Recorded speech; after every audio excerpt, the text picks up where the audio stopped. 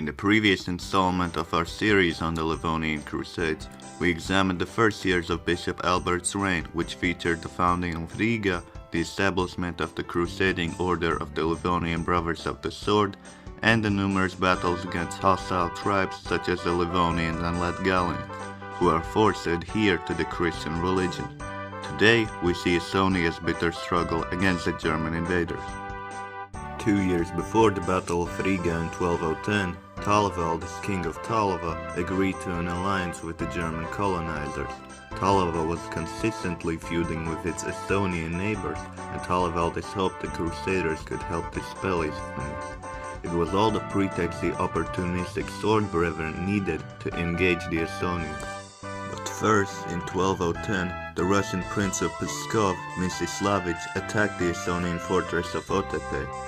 The Estonians quickly granted a hefty tribute and promised to convert to the Orthodox faith, the religion of all the Russian princedoms. But shortly thereafter, Otepää was seized again by the Germans. This birthed friction with Mstislavich because he felt that the Germans were intruding on his sphere of influence. The Estonians were however set to retaliate, and they besieged Cēsis in 1210. The baptized Libyc chieftain Kaupo and the sword brethren chased the Estonians, who retreated northwards toward the river Imera. Unbeknownst to the Christians, however, the Estonians had prepared an ambush and suddenly came briskly charging out in full force from the nearby woods. The Germans were defeated, and after the triumph, all tribes of Estonia swore and joined together with one heart and one mind against the Christian name, thus discarding their fruitless rivalries and standing in united opposition against the Germans. In the following year, Kaupo and the Crusaders enacted their barbarous revenge by taking Viljandi in the county of Sakala. In 1212, Bishop Albert sent out a substantial raiding party, counting some 8,000 Crusaders, who pillaged their way through the counties of Tarbatu, Vaiga, Järvamaa, Mohu, and Normarkon, the Estonian heartland. They ignited the surrounding countryside, torched the villages, and carried off many prisoners. Finally, they arrived at the frozen lake Vertsjärv and returned to Livonia atop its ice.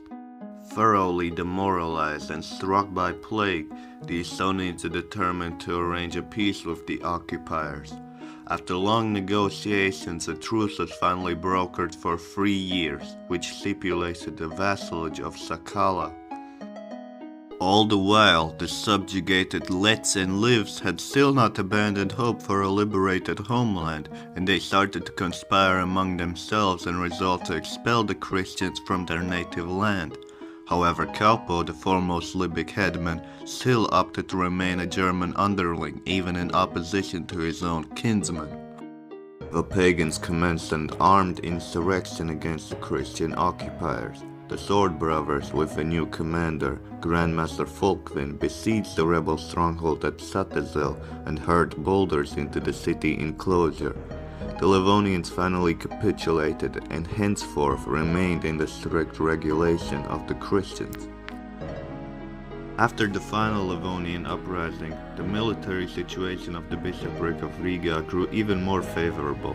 Bishop Albert had complete control of the river Daugava, which was the major economic artery through which even more colonists and supplies entered Livonia.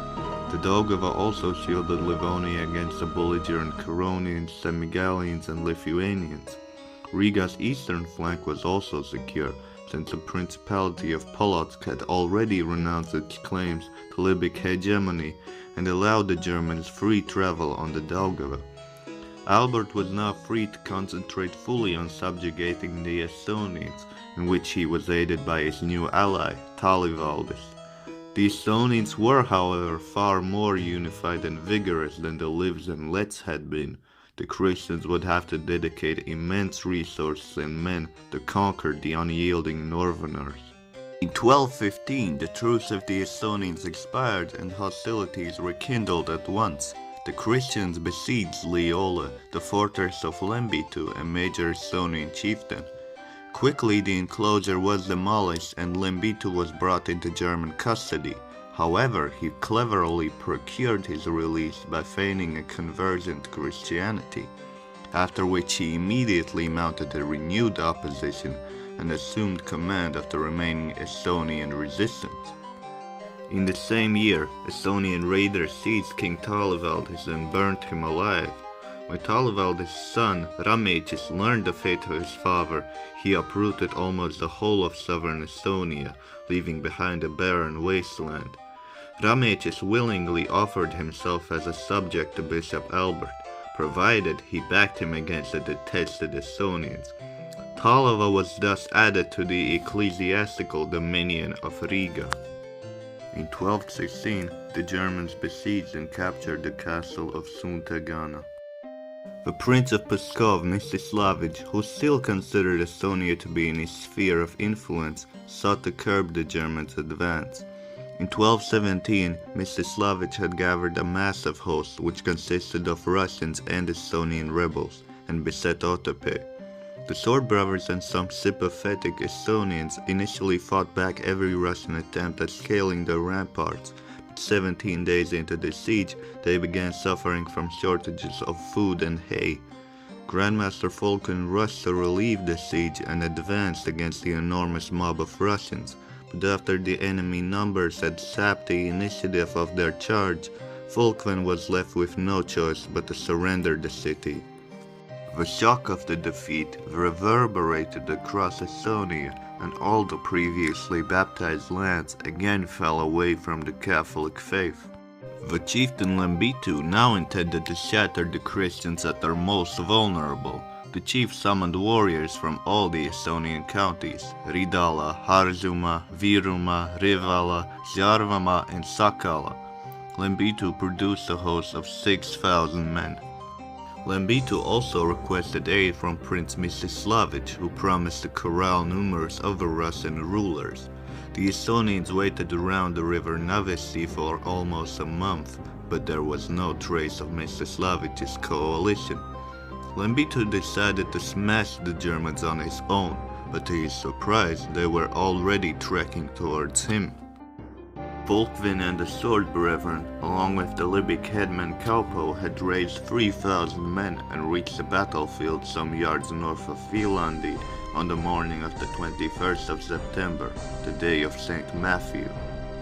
The two armies arrayed their formations. The Crusaders deployed 3 regiments, Latgalians on the left, Germans in the center, and Livonians on the right, led by Kaupo.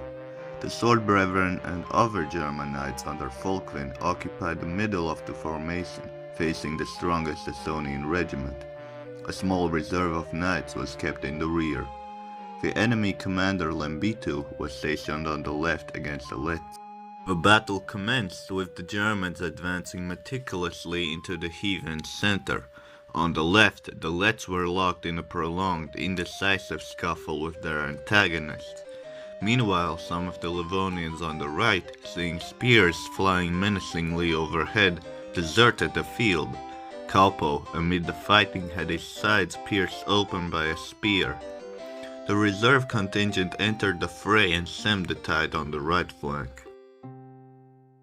All the while, the Sword Brethren had disintegrated the Estonian center and now attacked the Estonian regiments from the flanks. Lembitu was slain amid the fighting, as well as scores of other Estonian elders. The remaining pagans fled to the forests and marshes.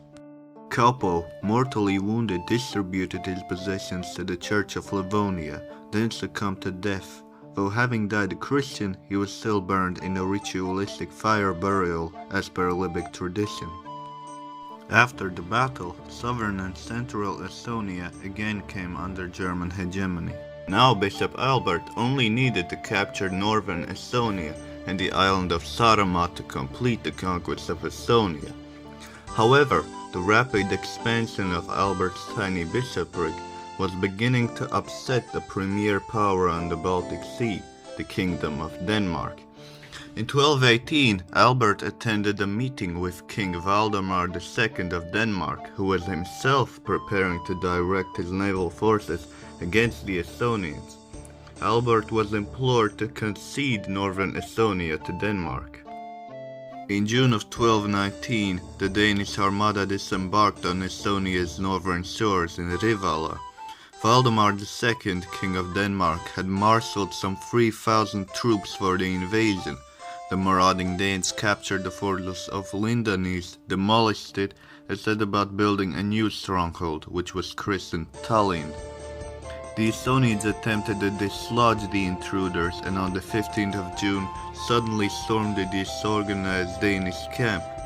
According to legend, at the bloody zenith of this clash, the skies opened up, and the Dannebrog, a red banner with a white cross, the national flag of Denmark, fell down from the heavens, raising the spirits of the Christian combatants. The Danes reorganized and ultimately drove off the Estonians. Valdemar II established the Danish colony of Estonia and next hoped to wrestle the whole of Estonia and Livonia from Albert's hands. In the next episode, Albert will bid to retain his dominion and defeat the first Estonian uprising.